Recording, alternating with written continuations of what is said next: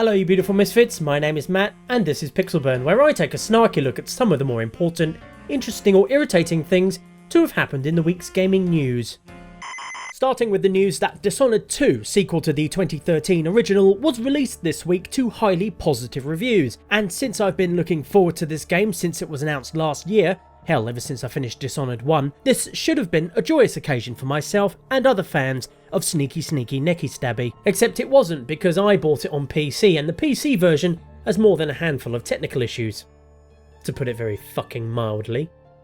Particularly performance issues, and not just for people with the PC equivalent of a baked potato. People with machines powerful enough to plot a manned mission to Mars in real time were also reporting severe frame rate drops, graphical glitches like these white dots here, random crashes and sluggish mouse controls, that last one being kind of a big deal if you want to react quickly with magic powers and weapons to do cool shit like this. All those issues and others have contributed to the game's current mixed rating on Steam, as well as a general feeling among fans that it wasn't as well optimised for PC as it could or should have been. That's assuming you were one of the lucky ones who could actually get the game to fucking start, which I wasn't, at first. Yep, Dishonored 2 was literally unplayable for me, and not in a shitty first world problem sense of the word. I mean, it is technically a first world problem, sure, but having something you spent money on straight up not work is a teensy bit more legitimate a concern than a pixel being out of place or a character's hair being the wrong colour. I checked and rechecked the integrity of the game files, I downloaded the latest Nvidia drivers, I uninstalled and reinstalled the game, I even applied all of the latest updates to Windows 7, which itself took 2 hours because Windows Updater chose that exact moment to go on strike until I beat it to within an inch of its life. In total, I spent approximately 8 sodding hours getting the damn game to go any further than a perpetually minimised taskbar icon and chuff all else. Although I am also counting the 2 hours I spent taking a break and watching Babylon 5. Ah, Mr. Garibaldi! Off duty, I see! Finally, in a last-ditch desperate attempt to get Dishonored 2 to work, I resorted to summoning the dark screaming magics of the void itself to bend the game to my will. Which seemed to do the trick. And yet, despite these technical issues raining down on my parade like piss from a drunkard standing on a Dunwall balcony, Dishonored 2 is still an abso-bloody-lutely superb game. I'm not being biased here either. Well, maybe a little. But in all seriousness, the game is a tremendous improvement and refinement on the original.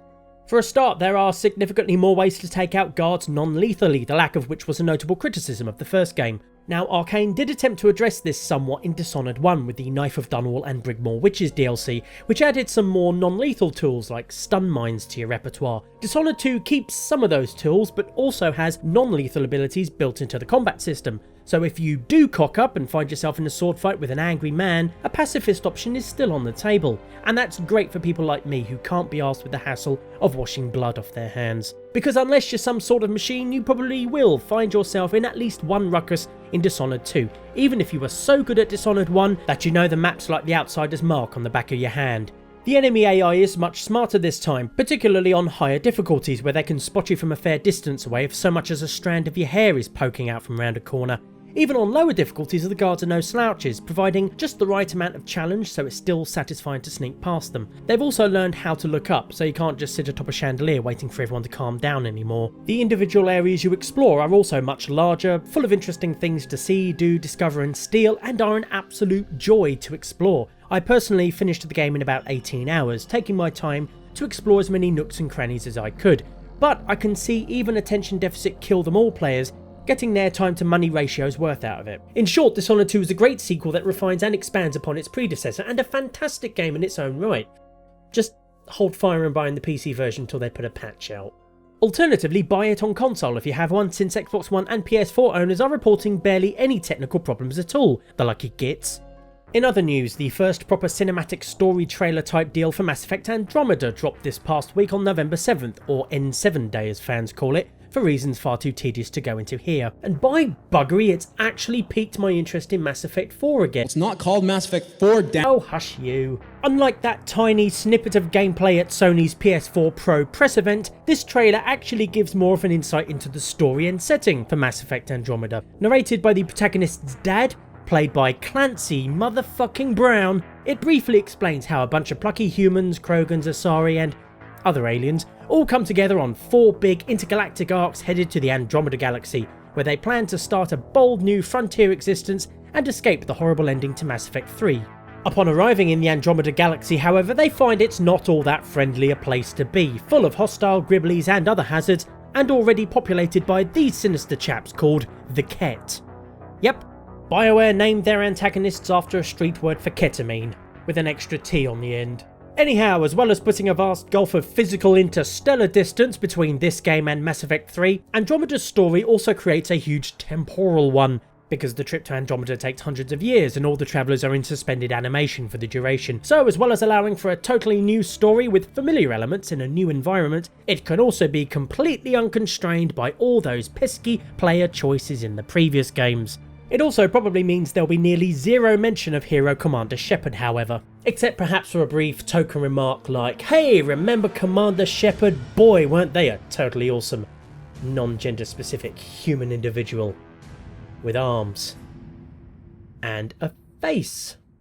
As well as a spiffy trailer, BioWare also revealed some more tidbits of information about how the game will play and other such details via exclusives manga and industry cheerleader Game Informer. There will naturally be the usual gamut of cover-based shooting, dialogue wheels, explosions and new worlds to explore, as well as, of course, interspecies horizontal fun time.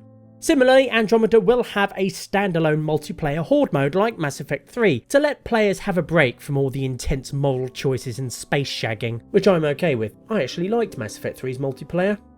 Not so much the whole it's mandatory if you want to see all 3 crap endings aspect, but as a standalone game mode, I found it quite enjoyable.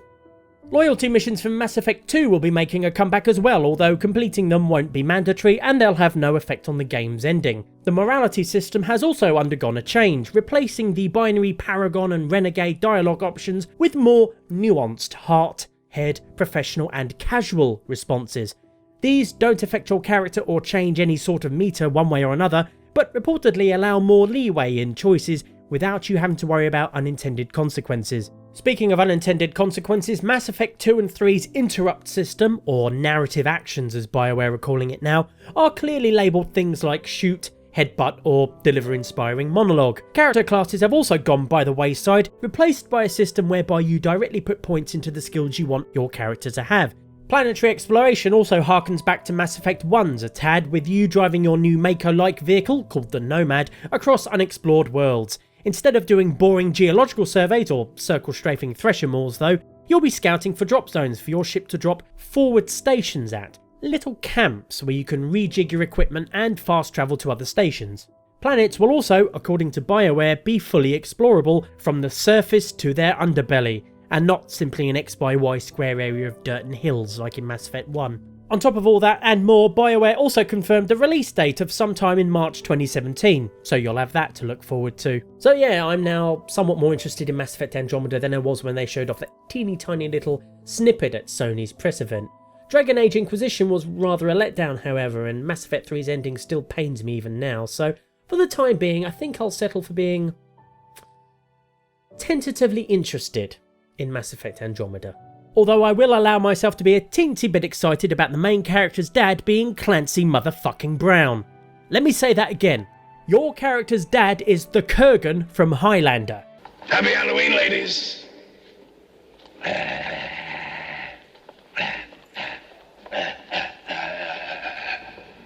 Also Brother Justin from HBO's Carnival, which was brilliant by the way, and it's absolutely criminal the show never got a 3rd season. Hands are soft and fragile.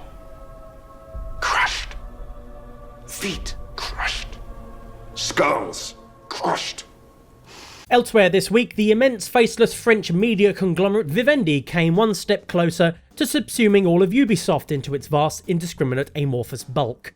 A bit like what Tetsuo does near the end of Akira. Vivendi publicly announced it now owns 24% of Ubisoft's share capital, up from a mere 10% a year ago, and with it 21.29% of voting rights. Despite this seemingly concerted effort to accumulate ever more shares and voting rights in Ubisoft however, as well as predictions by the Wall Street Journal and various business analysts, Vivendi insist that a takeover bid of Ubisoft is not currently part of their plans. Which is rather like someone telling you they've no intention of breaking into your house while, at the same time, walking around your house taking pictures of all the doors and windows. It was, after all, only as far back as June this year that Vivendi finished completely assimilating Ubisoft's sister company Gameloft, persuading co-founders Josh Clausen and Michel Guillemot, God, I'm terrible at French names, to fork over the rest of their shares. By July 1st, Vivendi owned a whopping 96% of Gameloft and had completely replaced the management with their own staff. Although, to be fair, they had no choice at that last bit, considering the original board at Gameloft had all resigned in protest. But Matt, I hear you ask, why should we give a damn about one huge corporation buying out another huge corporation? Well, say what you like about Ubisoft tower climbing simulators and the quasi-bipolar cringy tone of their E3 conferences, but there's still at least a smidgen of soul and character distributed throughout the organisation, and it would be a shame to lose that, especially if this hidden trailer some perceptive people found in Watch Dogs 2 is a for-real in-development space game and not just something completely made up and fake. Because you just know this sort of interesting looking thing would be the first on the chopping block if Vivendi took over. And if you're wondering what I've got against Vivendi, here's 3 words for you. Universal Music Group. The very same Universal Music Group, a wholly owned subsidiary of Vivendi, that bribed radio stations to play songs by people I've never heard of, have repeatedly abused the Digital Millennium Copyright Act, trampled all over fair use to silence critics on YouTube, and even tried to claim that the British national anthem was a copyrighted song. In short, if it comes to a choice between the devil you know and tolerate and the devil you know is hell bent on becoming a global mega conglomerate to rival Disney, then I say better the lesser of two evils. One games company that isn't being subject to a hostile takeover is CD Projekt Red. That was thankfully just a rumour, although not entirely unfounded in truth. The Polish developer will be holding an extraordinary general meeting of shareholders on November 29th, but it'll be to discuss buying back shares and other decisions intended to make it more difficult to subject to a hostile takeover. So we can all breathe a bit easier knowing one of the most consumer-friendly developers out there isn't going to get swallowed up by EA, Activision, or Chinese poultry supplier Leiyu Technologies. Which is not to say there's no bad news. There is some bad news. Specifically for fans of Gwent. More specifically, Damien Monnier, co-inventor of the popular Witcher 3 side activity turned standalone game designer on Witcher 3 and self-proclaimed lover of bacon, abruptly announced on Twitter that he will be parting ways with CD Projekt Red. Aside from being one of the co-creators of Gwent, which he dreamed up in the bath after CD Projekt Red gave him only a weekend to devise a replacement for The Witcher 2's dice poker minigame, Damien was also very much the public face of the new standalone version of Gwent. When it was revealed at this year's E3, he was the one up there on stage telling everyone about it, getting us all excited and whatnot, so for him to suddenly leave while the game is still in closed beta is a tad worrying. In an interview with Eurogamer's Robert Purchase, when asked if he had anywhere lined up to go, Monnier replied, "I have no idea yet, but it has to be an exciting project and a cool company. We'll see." When Robert asked why he was leaving, however, Monnier simply referred him to CD Projekt Red, whose global communication manager, Michal Plakov-Gilevsky, God I hope I pronounced that right, said the following. Damien was part of the duo that designed the minigame gamers know from Wild Hunt, and he did play an important role in making standalone Gwent happen. However, it's worth remembering that this game is being developed by a team that is more than a few dozen strong, with quite a lot of designers on board. We have a precise roadmap for Gwent, and that has not changed at all. As for Damien moving, both parties agreed to part ways. Suffice to say, Damien has a lot of friends and people who will definitely miss him here in the studio, me included. Now, I don't know about you, but that sounds to me like someone being allowed to jump before they were pushed. Of course, that's just my gut reaction. For all anyone outside of CD Projekt Red knows, Damien might have simply wanted to take a break after the rigours of working on 2 games in a row in quick succession. Reviews of CD Projekt Red on Glassdoor, for example, while predominantly positive, are not without criticisms, particularly with regards to elements like job stress and crunch time. So perhaps Damien is simply taking some time away from the industry to rest on his laurels a bit. He's ruddy well deserved it. Until someone at CD Projekt Red or Damien himself leaks the real reason for his departure, however, your guess is as good as anyone's. Hell, perhaps he was just sick of the supposed all-vegetarian canteen. After all, his Twitter handle is Bacon is Life. Whatever the true reason for his departure may be, all I'll say for now is thank you, Damien Monnier, for your work on Witcher 3, and for giving me a near crippling addiction to a digital card game. Speaking of Gwent, I'm still running a competition for one of you lucky misfits to win a beta key for the standalone version, so if that sounds right up your alley, click on the annotation above for full details. The closing date is December the 20th, 2016. That's the 20th day of December this year. That means you have just over a month to get your submission in. I did actually mention the closing date in the video, by the way. Please don't make me repeat it. Oh, one last thing before the loading screen. I'd like to give a little shout out to viewer Dragon Corsair on Twitter and his wife, who are both long-time fans of the show. Bet you thought I'd forgotten, eh? Well, I didn't. Unfortunately, I'm terrible at this sort of thing, so, thank you both very much for watching. It does genuinely mean a lot to me. That's all I can think of to say, really. I'm sorry. That's all for this episode of Pixel Burn. If you liked it, then please do let me know by clicking the requisite button down below and hitting subscribe as well if you haven't already. Also, let your friends, family, your dog, and Arcane Studios Harvey Smith know as well. At the very least, I hope you found it tolerable. Meanwhile, until next time, as always, you can go now.